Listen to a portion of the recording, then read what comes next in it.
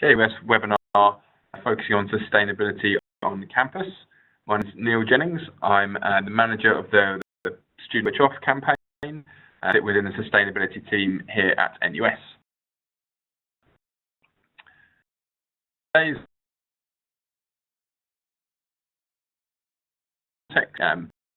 encouraging sustainability on campus is important. Provide some case studies from us, both of projects we run ourselves, and those which student unions and students have been running themselves around the country. And then just use a little opportunity for you to share any case studies you have yourselves, and then we'll have opportunity for any questions and discussion at the end. So I'm sure you'll be familiar with a lot of context, particularly given the timing of this webinar. Ultimately, the encouraging sustainability on campus large moment comes down to issues around climate change and the rising temperatures that we are seeing as a result of anthropogenic emissions of carbon dioxide and other greenhouse gases. So we've hit the 1 degree mark in terms of temperature change since the pre-industrial temperatures, and we are looking to avoid at least avoid 2 degrees temperature rise, at which the kind of runaway effects of climate change become very, very dangerous.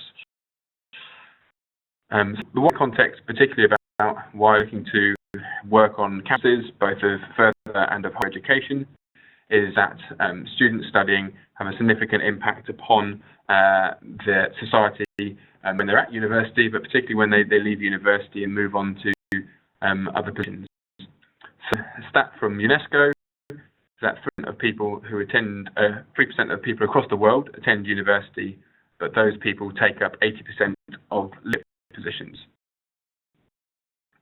which we always pull out from an academic called David Orr from America. And he says that the destruction of the planet is not the work of ignorant people. It's largely the results of work by people with BAs, BScs, LLBs, MBAs and PhDs.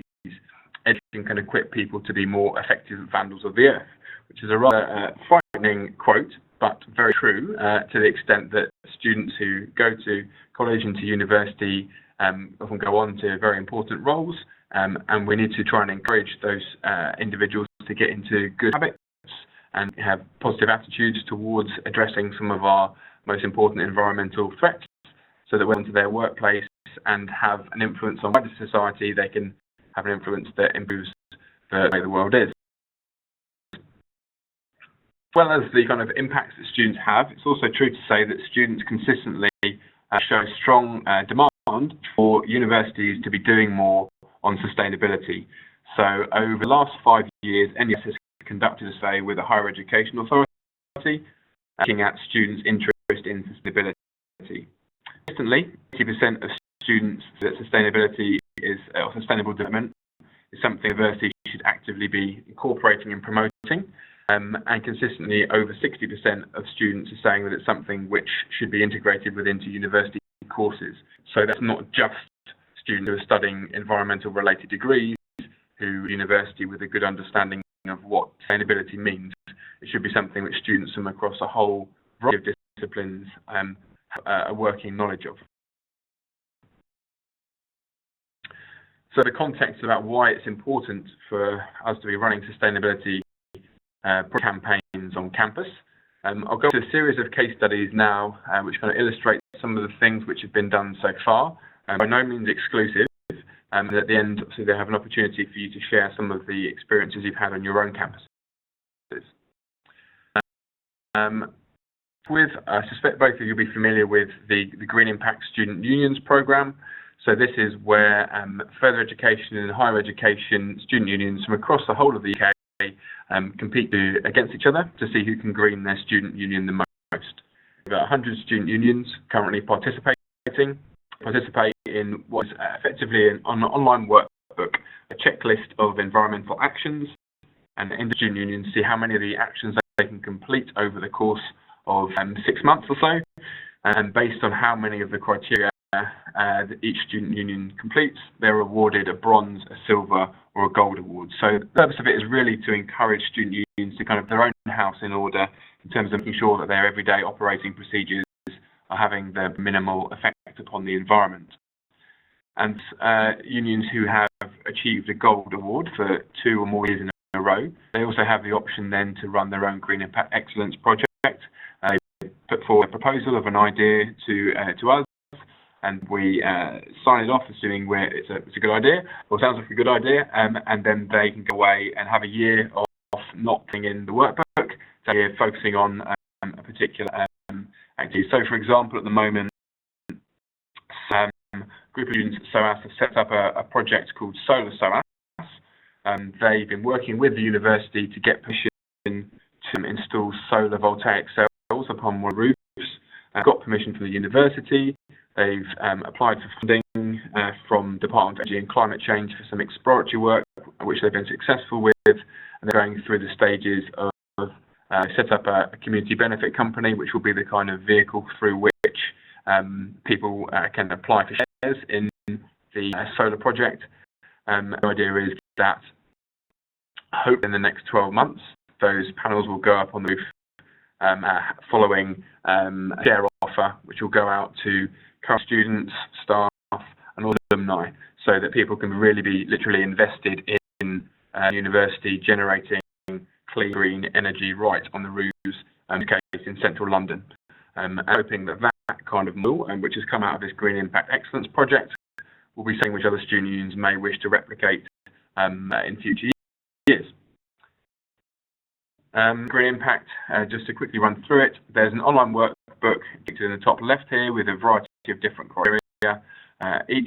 Within each union, a group of people come together to work as a team to go through the workbook to identify the different things that can be done to improve the environmental performance of the union. So it's often focused on the very practical day running activities of the union. So, for example, making sure that lighting is as low energy usage as possible. So using LEDs, for example. Make sure that things like the printed paper is printed double-sided. Make sure that the correct policies are in place. So when new people start working for the union, that they're inducted in what the union is doing to minimise its environmental impact.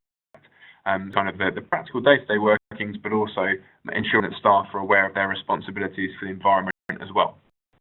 And then over the course of 6 months or so, the team work together, the impact that their student union has, uploading evidence of themselves having undertaken specific actions. They're then visited by NUS in about half of cases to do an audit to check that things that the union have said they've done have been completed successfully, and then depending on how the criteria have been completed, and whether bronze, silver, gold, and there are particular special awards for unions who go kind of above and beyond the expectations. And then the team kind of meets up again to then discuss how it can improve for the following year, and it's a kind of a yearly cycle.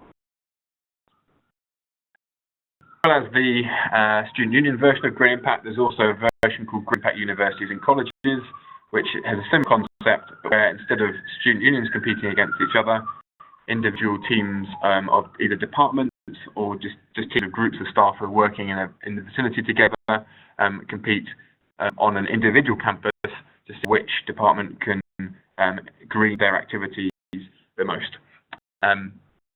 Rather than NUS coming along to do the audit to check up, students are trained up to conduct the audits of their departments.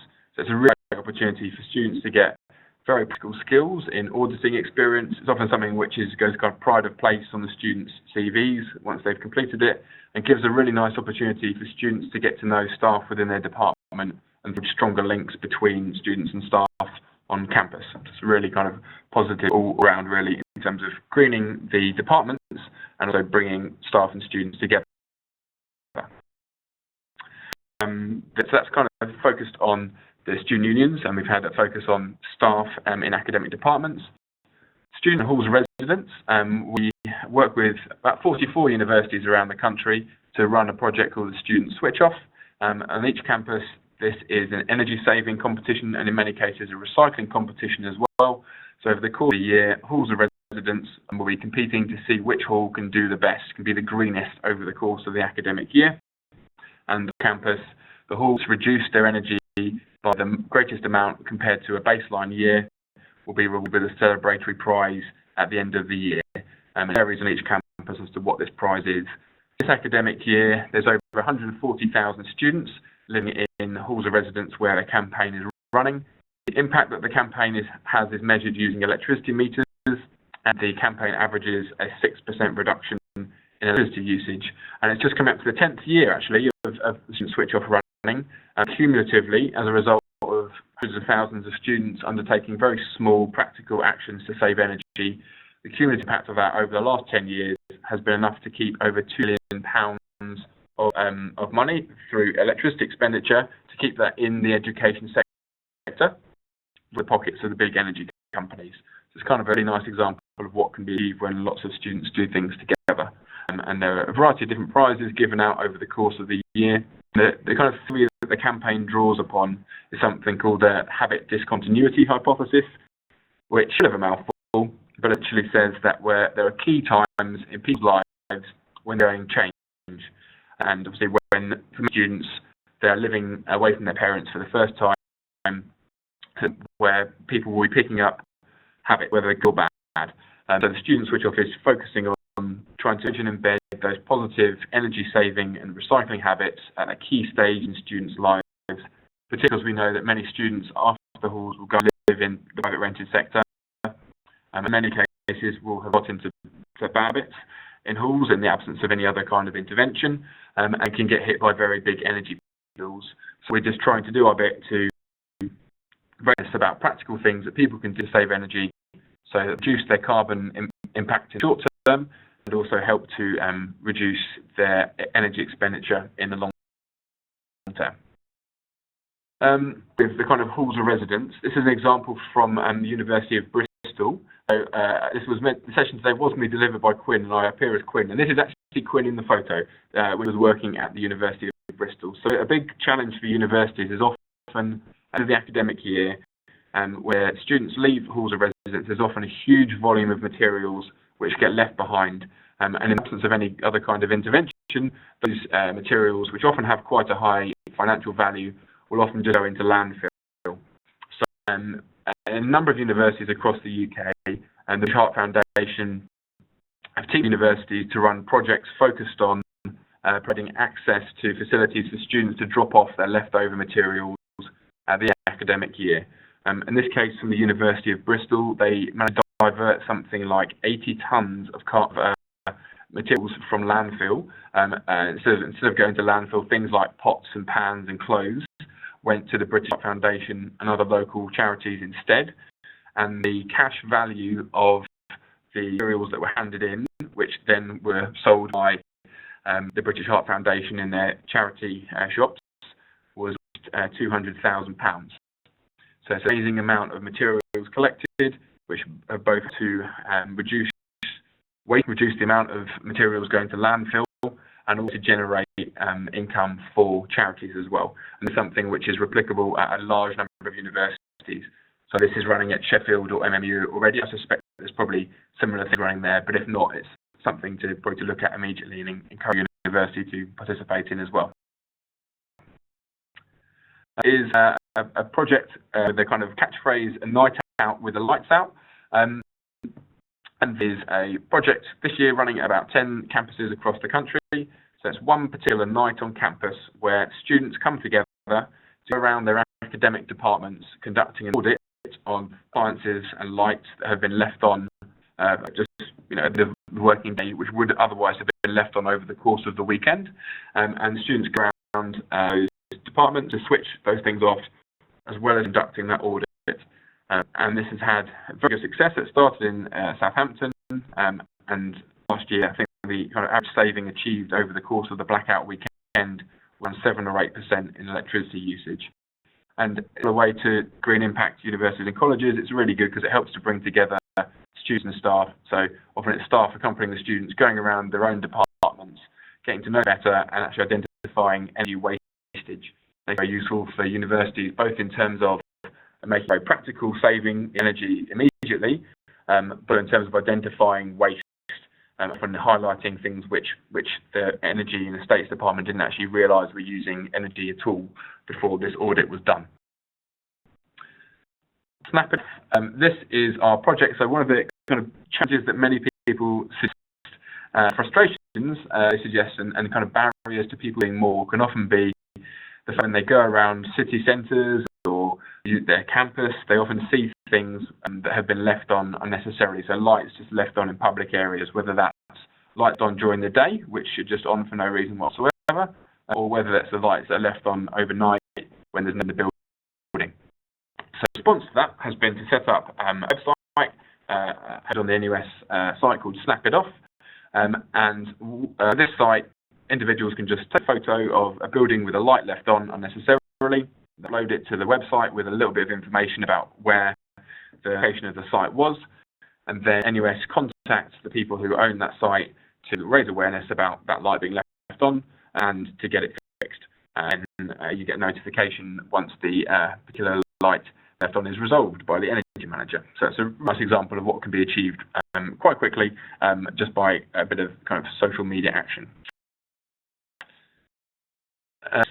On campus, one of the really successful projects over the last few years has been Student Eats, and this is basically about turning over areas of campus to food growing, with the idea that it helps to provide local, healthy food for people who are on campus and potentially who are suffering from food poverty as well. So this show was taken at the Chelsea Flower Show a couple of years ago, and NUS won a Silver Gilt Award for the work they've been doing with Student Eats project. So in a process that if you've got an area on campus, often the student will contact the university to ask if they'd be interested to set up a food area on campus. It might look something like this in the top left here. So just an area of green space, which otherwise isn't doing anything kind of practical or useful, although in this case looks like it's providing a biodiversity benefit, but that can obviously still be the case with the food growing area changed over to it anyway. And then the university identifies an area which it will hand over, and then polytunnels are set up and beds are set up. Student society is formed to manage the food on that site.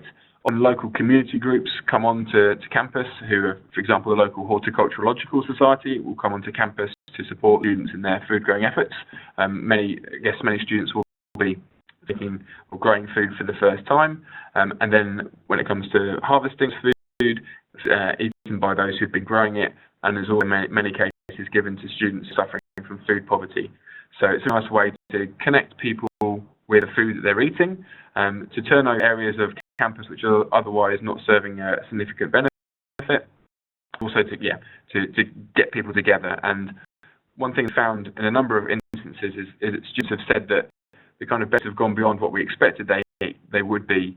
That students have been saying that, for example, their mental well-being has been significantly benefited by having this relatively quiet area on campus where people could go to interact with others and just to have relatively quiet time picking seeds, doing pruning, whatever, and harvesting the crops. It's a really nice example of turning over an area on campus, bringing people together, and often bringing the community together and reducing food miles as well. This is an example linked in with the kind of food growing on campus of the cafe of the university, and there they set up a cafe. So they've got also in conjunction with turning their campus into an edible campus. So they're setting up areas around campus where things are being grown which could then be sold as produce within this particular cafe. So like salad on campus, for example. They've also got their own chickens. So the eggs that are used within the Hive Cafe here come from literally 50 meters away from a chicken coop. And also have linked up with local community social enterprise as well. So the salad which is grown on campus is given to a local group who is based on a housing estate just next to the university, where they're kind of getting people who haven't been in employment to train them up and pay them to help to make sandwiches. So the food from lettuces and their salads from the campus go to the local social enterprise, and the Hive Cafe and other outlets on campus buy sandwiches and sell them to students. So you've got a nice kind of local closed loop which is benefiting employability for people nearby, is reducing food miles, and is also giving students fresh, healthy produce as well. And beyond those kind of environmental benefits, direct environmental benefits of local growing, the cafe's been used as a kind of a hub for students to come together in this kind of very public social area, which otherwise not a very well used area before. And so they put on events there. For example, Dr. Bike will come along and help people out with sorting out their bike so they can remove the barrier to cycling. And that's an example of how this kind of social centre has an environmental benefit in a number of different ways, both in terms of the ways in which it's reducing food miles, but also the ways in which it helps to bring people together and offer environmental related activities which people otherwise wouldn't have been aware of or engaged with. Kieran's on the webinar now, so I hope I do service to Sheffield on a Plate, which was one of the projects which came out of the Student Green Fund project at Sheffield. Yeah, thank you, Kieran. This was a joint project between Sheffield College, University of Sheffield and Sheffield Hallam.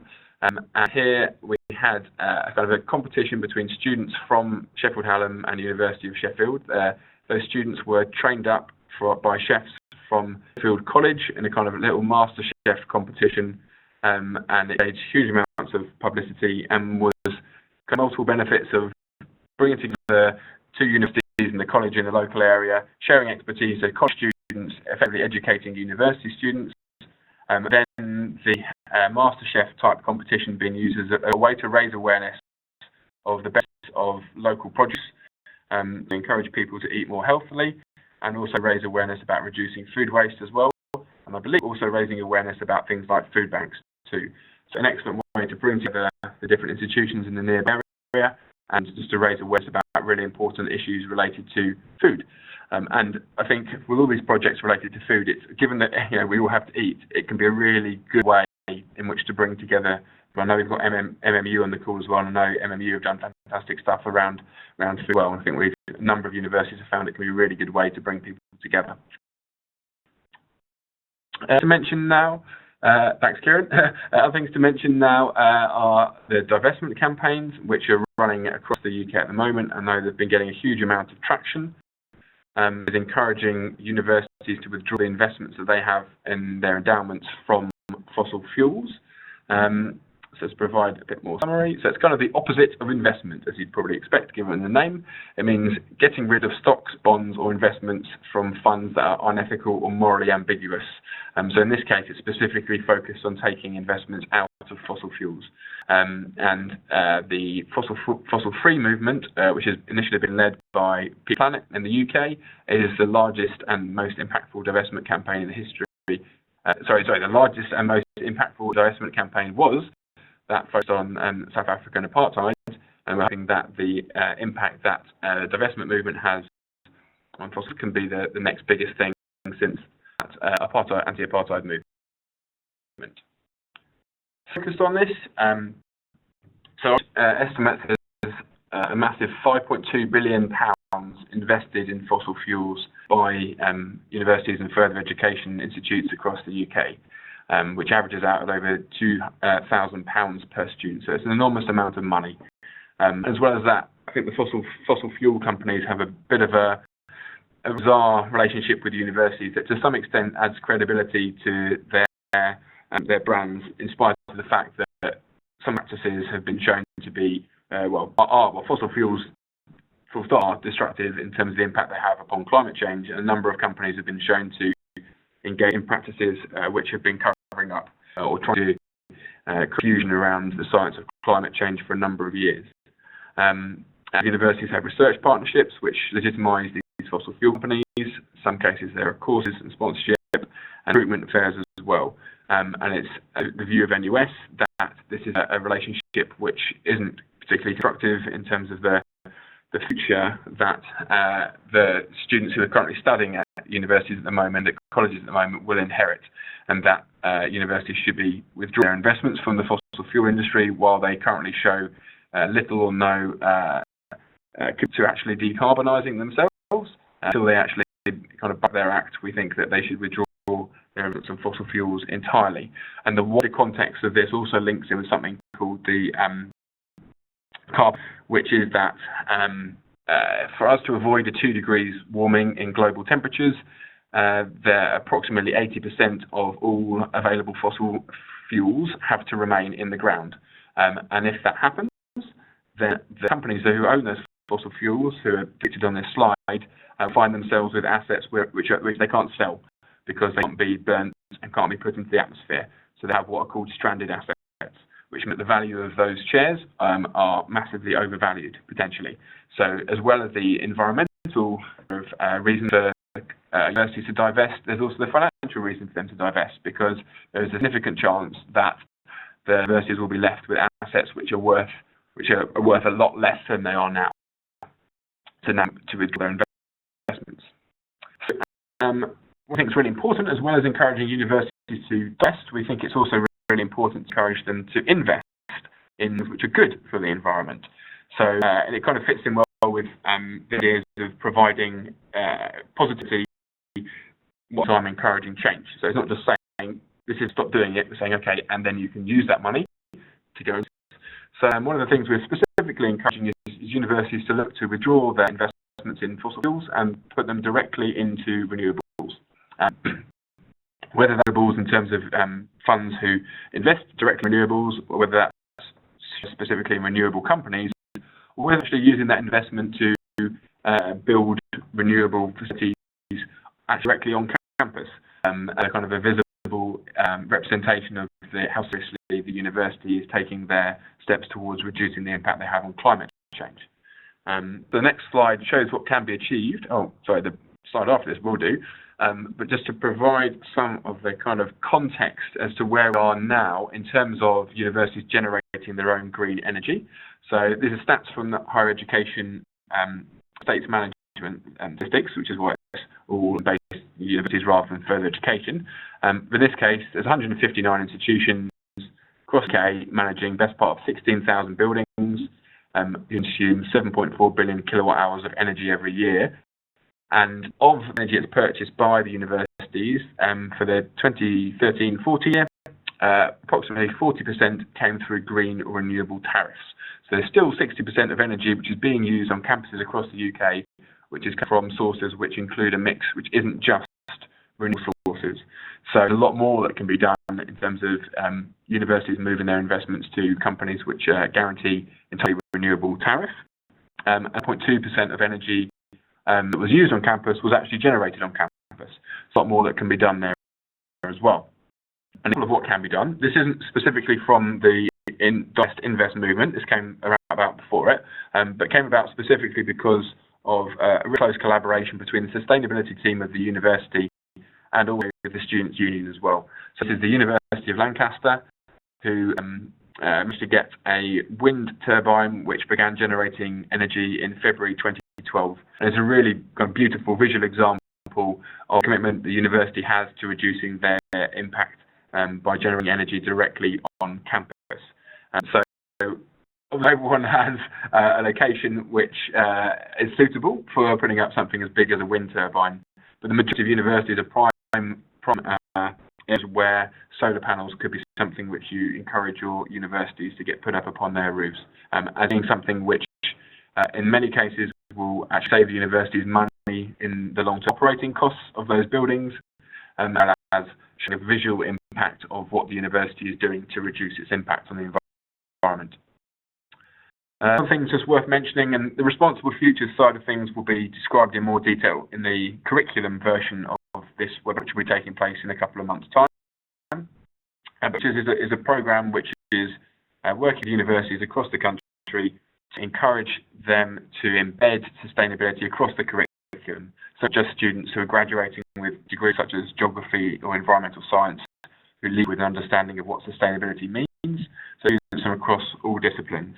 And so in case of Responsible Futures, there's a group of universities who are working together and working with their departments to ensure that sustainability is embedded in an appropriate form across all different courses, bringing together academics and showing the demand that students have for encouraging within the curriculum.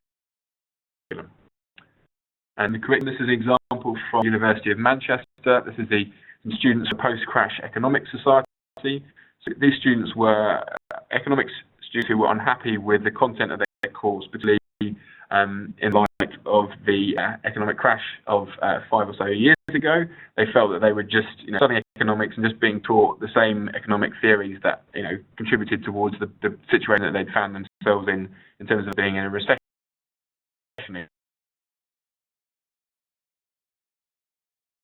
These to ensure that kind of non-traditional economic theories were being taught, which actually could expand the range of knowledge that students who were studying a degree in economics were leaving the university with, and what can be achieved when students fire things like course reps proactively engage with their academics in their department. Good is a fantastic project that's recently been launched. So a vast majority of students at universities will conduct a dissertation at some point in their lives, and I know mine, for example, since doing it, whatever it was, 15 years ago, has pretty much sat on the shelf, and it might have been read by my mum, although I'm not even certain she did read it. But the bottom line is that there's a lot more that could be done in terms of the sheer amount of time that students are spending conducting their dissertations, in terms of making those dissertations more impactful, actually helping students to benefit from practical experience while conducting their dissertation. So Dissertations for Good is described as being a kind of a dating site for companies who want a specific research topic investigated, and students who are looking for a specific topic to investigate. Local companies will register their project they want to be studied, and then students can effectively apply to be the person who conducts that piece of research, which will for their dissertation, assuming obviously that their supervisor approves that. So this has been launched recently, and as with all of the things I'm going through now, if you've got any questions about that, my email will be at the end of these slides. So a lot of clothing gets sold on campuses. One of the things worth mentioning is that NUS about 3 years ago now purchased a clothing company called Epona, who are a fair trade clothing company, and so many of the things like hoodies and t-shirts that are bought on campus will come from Epona, and that ensures that the people who produced the cotton are paid a wage. But what FAIR doesn't always do is guarantee that the people who are involved in the production process of t-shirts across the entire supply chain will have been paid a fair wage for their time. So what we're doing are working with in India to ensure that every single person in the supply chain, from the people growing the cotton to the people who are manufacturing the garments in the factories, are paid a fair wage to have what we believe to be the first entirely fair trade supply chain, from the cotton right into the actual manufacturing and things like printing and putting the logos on the actual hoodies. So one thing you can be doing on your own campuses is obviously making sure that your outlets are stocking fair trade clothing, and working with sports teams, for example, to making sure at least they have the information that's available about fair trade clothing that can be bought for their sports teams, so they're not just going for the cheapest option, which often means that people are paid the lowest wages and often in poor conditions in sweatshops. It's coming close to the end of the kind of things you can get involved in that we can raise awareness about. Students Organising for Sustainability, an alliance of student groups from across the whole world, so encouraging student unions to register on SOS website.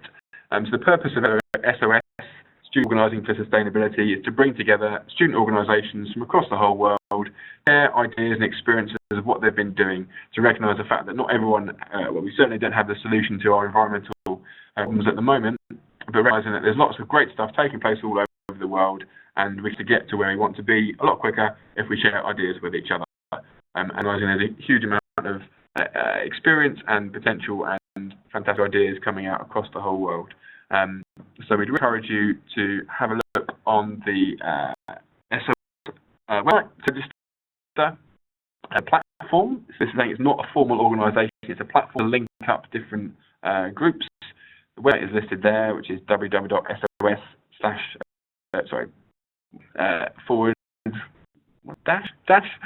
alliance.world, and the purpose of it is just to share experiences and ideas.